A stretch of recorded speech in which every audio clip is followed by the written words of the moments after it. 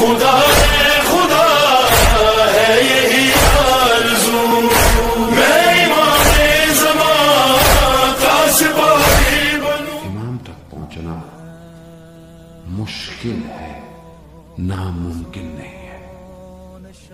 بس ایک آخر میں ایک ابدال کا واقعہ آپ کی خدمت میں کہ ایک شخص جس کی اولاد نہیں ہوتی تھی، اس نے بہت توسل کیا، سب دروازے کھٹکھٹائے، سب زیارتیں کر لی، آخر میں بہرحال وقت کے امام سے متصل ہوا۔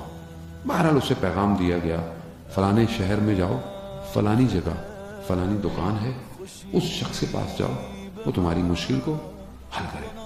یہ ڈھونڈتا ڈھونڈتا غالباً تبریز کا واقعہ ہے یا شیراز کا، یہ وہاں پہنچ گیا۔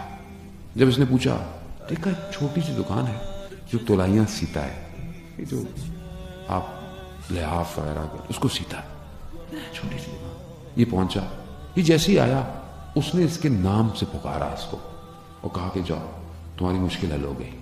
کیا مطلب؟ کہہ رہا ہاں یہ مشکل تھی نا، ہو گئی، جاؤ۔ اس نے بولا میں آ گیا ہوں تو تھوڑی دیر تو رکوں، اگر آپ اجازت دیں۔ کہا ہاں رک جاؤ۔ یہ دیکھنا چاہتا تھا کہ یہ شخص اتنا سادہ کیا ہے اس میں کہ امام نے مجھے اس کے پاس بھیجا ہے۔ کہا میں نے رات گزاری، اس نے کہا دیکھو میرا دسترخوان کوئی بہت بڑا، روٹی اور دہی کھاتا ہوں۔ کہا میں نے کھائی، میں نے ایسا کھانا نہیں کھایا تھا کبھی۔ پھر میں رات ہوئی تو میں نے کہا دیکھو میں تمہارا مہمان ہوں، مہمان کا حق ہوتا ہے میزبان پر، مجھے یہ بتاؤ تم اس مقام پہ کیسے پہنچے؟ اس نے کہا بھائی چھوڑو تمہیں اس سے کیا، تمہارا کام ہو گیا تم جاؤ۔ کہہ رہا نہیں۔ کہا میں کسی سے نہیں کہوں گا، مجھے یہ آپ راز بتائیں۔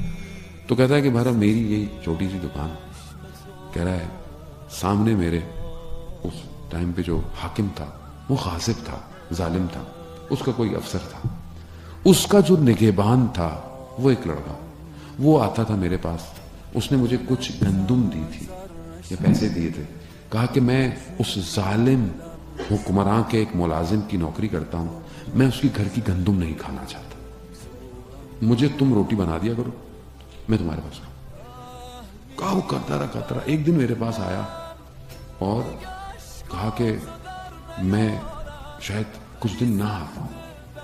کچھ دن گزرے، وہ مریض ہو گیا، میں پریشان ہوا۔ میں جب گیا تو دیکھا اس کو مسجد میں پایا، مسجد میں بیمار تھا۔ اس نے بولا کہ بھرت تھوڑے دنوں بعد تمہارے پاس 2 لوگ آئیں گے، ان 2 کے ساتھ آ کر میرا غسل کفن کا انتظام کر دینا، میرا وقت قریب آ گیا۔ اس نے بولا کیسی باتیں کر رہے ہو؟ کہہ رہا ہاں یہی ہوا، کچھ دنوں بعد 2 لوگ آئے جسے یہ نہیں جانتا تھا، اسے لے گئے، اس کا غسل کفن کا انتظام کیا۔ رات گزری، کہتا ہے ان 2 میں سے شخص میرے پاس آیا، کہا تمہیں کسی نے بلایا ہے؟ کہا میں ان کے ساتھ شہر سے باہر نکلا اور ایک ایسی وادی میں آیا کہ اس سے پہلے میں نے وہ ہریالی، وہ نور نہیں، جبکہ میں یہیں کا رہنے والا تھا۔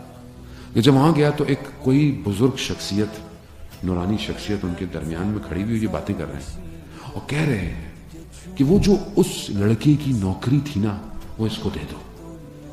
تو میں نے ایک دم کہا کہ مجھے وہ نوکری نہیں کرنی ہے وہ جو کرتا تھا۔ کہہ رہا نہیں، اس کی جو نوکری تھی وہ وقت کا امام اپنے زمانے میں، اس زمانے میں بھی اپنی نوکریاں بانٹتا ہے، اور عادی لوگ اس کے ساتھ ہوتے ہیں، عادی لوگ ہیں، کچھ لوگ 30 ہیں، کہیں 60 ہیں، کہیں 300، یہ نارمل لوگ ہیں۔ جب ان میں سے کسی کا انتقال ہو جاتا ہے تو ہم ہی میں سے کسی کا انتخاب کیا جاتا ہے، تو اس کا انتخاب، کہا مجھے امام نے انتخاب کیا اور وہ دن ہے، اور میں امام کی نوکری، یہ جو تمہارا کام تھا یہ بھی اسی نوکری کا حصہ تھا جسے میں نے انجام دیا۔